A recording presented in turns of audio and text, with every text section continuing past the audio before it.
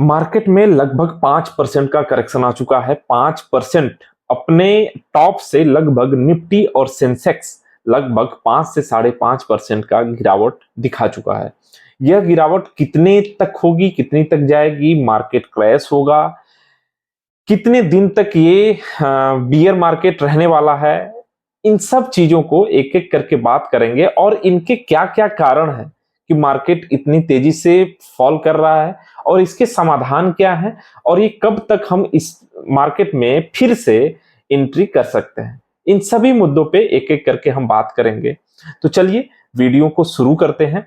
तो सबसे पहले बात करते हैं कि मार्केट में ऐसा क्या हुआ जिससे मार्केट धड़ाम कर गया। लगभग मार्केट अपने ऊपरी स्तर से 16 लाख करोड़ का नुकसान हो चुका है। एक्चुअली ऐसा इसके दो कारण हैं। पहला, एक तो हमारा इजराइल और ईरान वाला मामला है, दूसरा चाइना की इकोनॉमी। पहले बात करते हैं चाइना पर। चाइना में क्या हुआ कि बहुत दिनों से मंदी थी। चाइना का मार्केट एक डाउनफॉल में चल रहा था, एक कंसोलिडेशन फेज में चल रहा था। अब चाइना में ऐसा क्या हुआ कि पिछले एक हफ्ते में इंडिया का मार्केट क्रैश हो रहा है और चाइना का मार्केट बूम कर रहा है। क्या हुआ कि चाइना की गवर्नमेंट ने कुछ पैकेज लाया। पहला तो उन्होंने रेट कट किया। रेट जैसे कट किया, लोगों के पास पैसा आया, पैसा आते ही मार्केट में गया और मार्केट बूम कर दिया। इसको देखते ही फॉरेन इन्वेस्टर, जो फॉरेन एफआईआई है, वो क्या किए, इंडिया से पैसा निकाला और शिफ्ट कहां किए, चाइना में। देखिए, चाइना का मार्केट बहुत दिनों से गिरा हुआ था। ठीक है, चाइना का मार्केट अंडर वैल्यूड था, इंडिया का मार्केट ओवर वैल्यूड था। अब देखिए, जहां ज्यादा प्रॉफिट होता है लोग वहीं भागते हैं। अब चूंकि चाइना अंडर वैल्यूड कई दिनों से कंसोलिडेशन फेज में था और वहां का इकोनॉमी के लिए गवर्नमेंट ने कई सारी योजनाएं ला दी, जिससे लोगों को अट्रैक्शन होने लगा। लोग अट्रैक्ट हुए, खासकर एफआईआई अट्रैक्ट हुए और वहां भर भर के पैसा जा रहा। ये तो पहला कारण हुआ इंडियन मार्केट को फॉल होने में। दूसरा कारण है हमारा इजराइल और ईरान का युद्ध। देखिए, मिडिल ईस्ट में जब भी कुछ चीजें होती है, जब भी ऐसी कोई वॉर या ऐसी कोई कॉन्फ्लिक्ट होती है, तो उसका सीधा असर हमारे देश पर होता है, इंडिया पर होता है। ऐसा क्यों है? देखिए, यूएसए को प्रभाव नहीं पड़ रहा है कि यूएसए का उतना मार्केट डाउनफॉल नहीं कर रहा है जितना इंडिया का मार्केट किया है। क्योंकि देखिए, यूएसए ना डेवलप्ड कंट्री है, उसको और देशों से बहुत ज्यादा लेना देना नहीं होता है, लेकिन उतना ज्यादा उसको प्रभाव नहीं पड़ता है। ठीक है, लेकिन इंडिया का लगभग क्रूड ऑयल जो है वो 80% इंपोर्ट करता है इंडिया, और क्रूड ऑयल पे इकोनॉमी लगभग निर्भर करती है।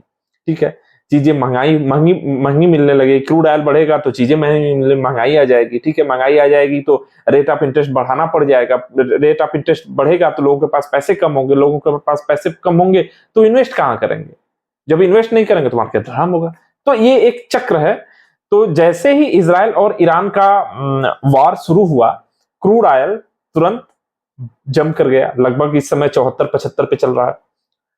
अब क्या हुआ कि इजराइल, ऐसा नहीं है कि सिर्फ इजराइल ही हमें सप्लाई करता है, अरे ईरान ही सप्लाई करता है। हम कई देशों से तेल लेते हैं, रसिया से भी लेते हैं और जगह से भी लेते हैं।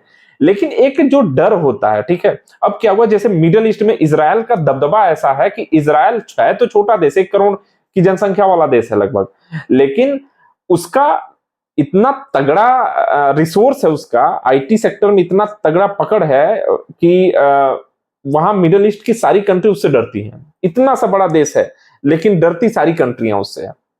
इराक, ईरान, ये सब जितने हैं, लेबनान में अभी लेबनान को अभी अटैक पे अटैक किए जा रहा है। वहां हिजबुल्ला को लगभग खत्म कर दिया इसने। वहां के उसके दोनों हेड को मार गिराया। ठीक है, अभी अभी आज का स्टेटमेंट है, क्या हुआ कि फ्रांस के राष्ट्रपति ने एक बोला कि ऐसा है कि इजराइल को लेबनान में अब सीज फायर कर देना चाहिए।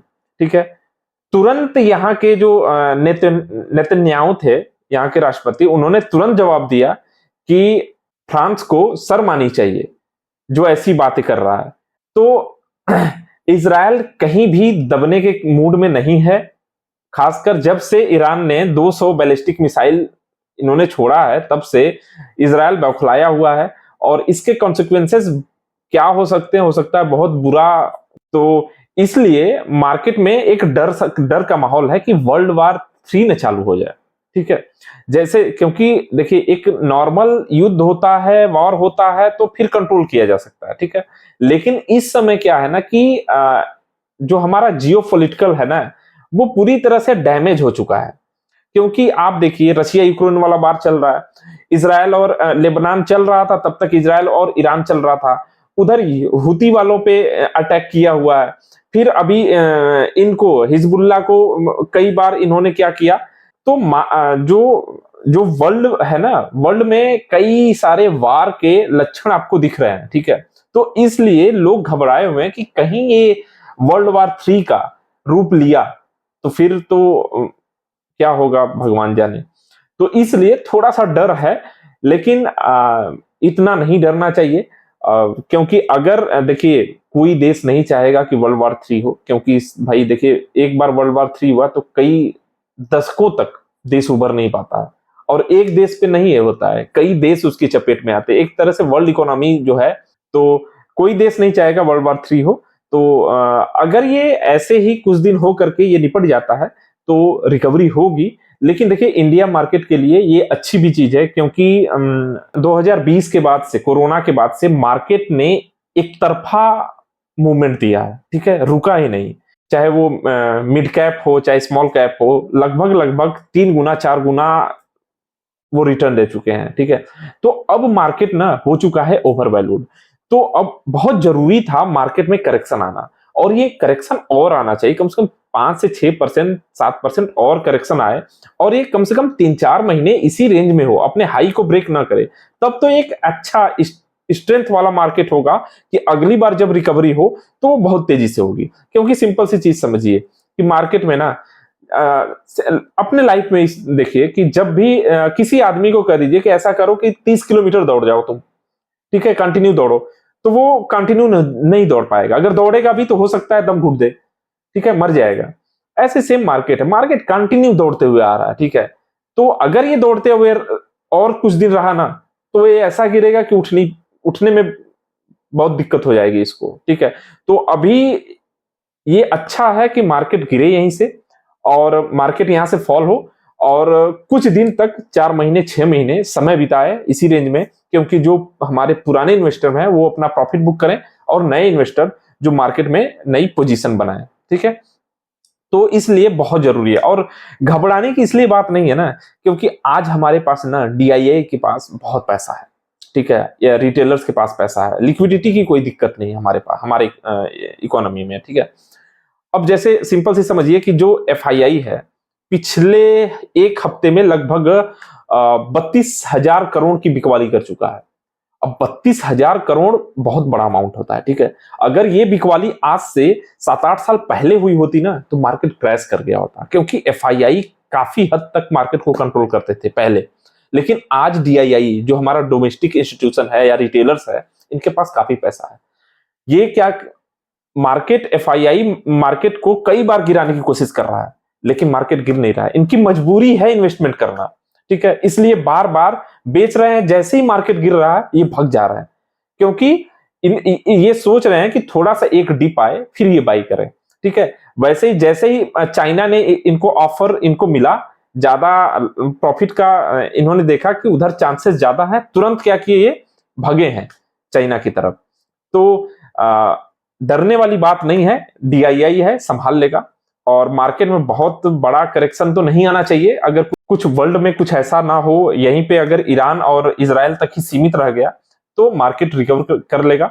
और कुछ परसेंट और गिरे तो क्या करना है कि कुछ कुछ पार्ट में आप इन्वेस्टमेंट कर सकते हैं, जिससे क्या होगा कि आप जो है बड़े लॉस से बचे रहेंगे और अच्छा प्रॉफिट जनरेट कर पाएंगे। जैसे मान के चलिए कोई स्टॉक है, उसमें 10% अभी कर दिए, 10% कुछ और करेक्शन आया, फॉल आया तब कर दिए, फिर 15% कर दिए। तो ऐसे छोटे छोटे टुकड़ों में अगर खरीदेंगे तो मार्केट गिरता भी रहेगा तो कोई दिक्कत नहीं है, एक तरह से एवरेजिंग आपकी होती रहेगी और एक अच्छा खासा पोर्टफोलियो तैयार हो जाएगा। और समझिए कि 2-3 साल में ही सेंसेक्स 1 लाख के पार, 1 लाख कह रहा हूँ, 1.5 लाख टच कर लेगा, तो समझिए कि दुगुना लगभग हो जाएगा। तो अच्छा समय है, और ये अच्छी चीज है कि मार्केट गिर रहा है, इसको घबराइए नहीं। ये बहुत अच्छा है, ये बहुत अच्छी चीज है कि मार्केट करेक्ट कर रहा है, ठीक है। यहीं से तुरंत रिकवर ना करे, यहाँ कुछ दिन रहे तो और अच्छी चीज है, ठीक है। तो घबराना नहीं है, छोटे छोटे पार्ट में बाई करना है, अच्छे अच्छे स्टॉक जो लार्ज कैप की कंपनियां हैं, मिड कैप की कंपनियां अच्छी अच्छी हैं, उनको बाई कर सकते हैं। मिलते हैं नेक्स्ट वीडियो में, धन्यवाद।